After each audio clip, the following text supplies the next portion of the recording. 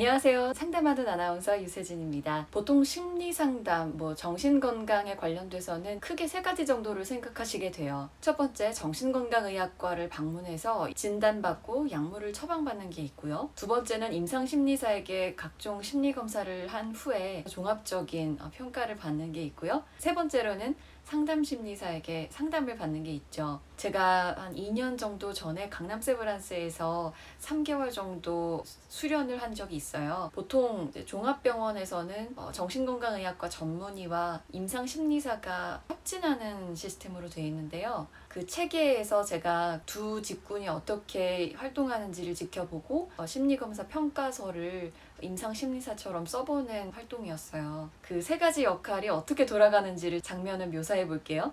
일단 외래 환자든 입원 환자든 정신과에 의뢰를 합니다. 내가 우울합니다. 공황 증세를 보입니다. 내가 왜 이렇게 오게 되었으며 현재 증상이 어떠하고 자세하게 묻고 답하는 절차를 거쳐요. 그러고 나면 임상심리사가 각종 심리검사를 실시를 하는데요. 10가지 이상이 되는 심리검사를 가지고 임상심리사는 구체적인 수치로 그걸 수치화하고 인과적으로 연결을 해서 지금 의뢰한 환자가 어떤 식으로 증상을 갖게 되었으며 현재 호소하고 있는 문제가 어떻게 드러나고 있는지, 그 증상이 진단상으로는 어떤 이름으로 정해질 수 있는지, 심리치료는 어떻게 진행되면 좋을지에 대해서 종합적으로 평가를 합니다. 그 평가를 하는 과정에서 면접도 있는데요. 예를 가상으로 지어볼게요. 엄마한테 맨날 성적 때문에 핀잔을 들어서 너무너무 살기가 힘들었던 청소년이 있었다고 합시다. 그 청소년 환자분이 그 성적을 아무리 내가 전교 1등을 해도 엄마는 다음에도 전교 1등을 못할 거에 대한 우려를 내비쳐서 일을 할 데가 없었다. 그래서 정말 이기다 못해 자해도 했었고 이제는 더 이상 빠져나갈 구멍이 없다고 생각해서 자살하는 생각까지도 하게 되었다. 이렇게 얘기를 하면 임상심리사는 그것들까지도 다 평가의 대상으로 넣기 때문에 정확하게 따져야 될 것들을 묻고 하는 절차들을 철저히 밟습니다. 저는 그 임상심리사분이 심리검사를 실시하는 장면에서 참여 관찰을 하고 도움이 필요할 때 어시스트를 하는 역할을 했어요. 이제 구석에서 방해가 되지 않으면서 이렇게 조용하게 관찰을 하는데 상담사는 이 장면에서 어떤 역할을 할까요? 그 말에서 전하는 내담자의 감정에 같이 몰입을 하고 그 사람의 상황과 처지를 충분히 더 공감하려고 하면서 그러셨군요. 당신이 이러이러한 배경 때문에 그때 이런 감정을 가지셨을 텐데 어머니가 전혀 이야기를 들어주지 않고 성적만 요구하니까 참 비참하셨겠다. 이런 식으로 공감을 하는 게 훨씬 더 주요 업무입니다. 그러니까 제가 임상심리사분이 자신의 업으로서 해야 되는 그 과정들을 처리해 나가는데 저는 그 순간순간을 그냥 지나가 보내는 게 너무너무 아쉽고 안타까운 거예요. 이거를 이분에게 이렇게 공감을 해드려야 되는데 이러면서 뒤에서 혼자 숨죽여서 운 적도 있고요. 물론 약물을 복용하고 증상이 더 악화되지 않도록 유지시키는 것도 너무너무 중요한데 사람이 공감을 통해서 관계를 통해서 나아지고 내가 세상에서 혼자인 건 아니구나, 나를 바라봐주고 그 슬픔을 알아주는 사람이 있네, 이런 인간적인 인적 자원을 얻어서 살아나는 과정들을 상담사들은 많이 상담실에서 보게 되기 때문에 너무너무 아쉽더라고요. 다시 돌아와서 임상심리사는 종합적인 심리검사를 평가하는 일을 주로 하는 겁니다. 그 평가 기록을 정신과 전문의가 보면서 예후가 어떠할 것이라고 예상이 되니 약물은 어떻게 처방해야겠고 기간은 어떻게 잡아야 할 것이고 그 과정들을 또 체크하는 역할도 하고 또 환자와 직접 대면하면서 라포를 형성하고 이런 임상심리사와 정신과 의사의 이자적인 관계가 계속 왔다 갔다 하는 거예요. 그래서 협진인데 종합병원이다 보니 좀 더 메인의 역할이 정신과 의사에게 있는 것은 사실입니다. 환자분 혹은 내담자분을 제외하고서 지금 병원에 3자가 있잖아요. 상담사까지. 저의 역할의 부분에 대한 니즈도 분명히 환자분에게 있어요. 그래서 저희는 이 상담실에 오실 때 그분을 이제 환자라고 일컫지 않고 내담자라고 하는데 내담자분과 공감을 중심으로 한 관계를 맺게 되죠. 저는 그때 경험 때문에 상담이 더 필요하다고 느꼈어요. 왜냐하면요, 정신과를 방문하게 되면 보통 이제 약물 복용을 중심으로 진행이 되기 때문에 이틀 사흘마다 방문을 하면서 약물의 적응이 괜찮은지 효과적인지를 보면서 약물의 종류를 바꾸거나 복용량을 바꿔가면서 4차 병원에 방문하는 기간도 이제 늘려가서 나중에는 일주일마다 방문하다가 그 다음 몇 주 방문하다가 좀 적응이 되면 3주나 4주마다 방문하기도 합니다. 그 방문 기간은 환자마다 좀 상이하기는 해요. 근데 이게 중심이 되기 때문에 상담의 효과라는 것이 정신과 의사분의 인격적인 자질, 상담의 역량 이런 것들이 워낙 많이 다르기 때문에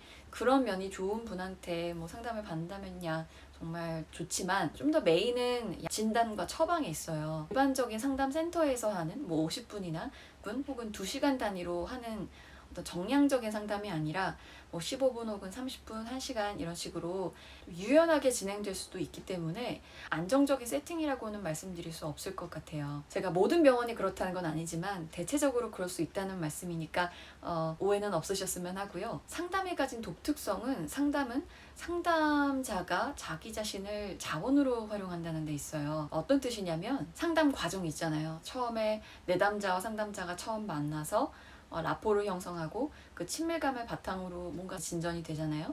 어색하다가 조금은 친밀해졌다가 애증도 느꼈다가 그런 여러 가지 과정들, 이 모든 역동을 상담자는 분석합니다. 분석하고 상담의 목표에 맞게 전략을 짜고요. 심지어는 저희가 녹음했던 내용을 다시 들으면서 단어 단위로 혹은 문장 단위로 다 분석을 하고 점검합니다. 그러면 내가 어떤 미사여구를 많이 쓰는지도 보이고요.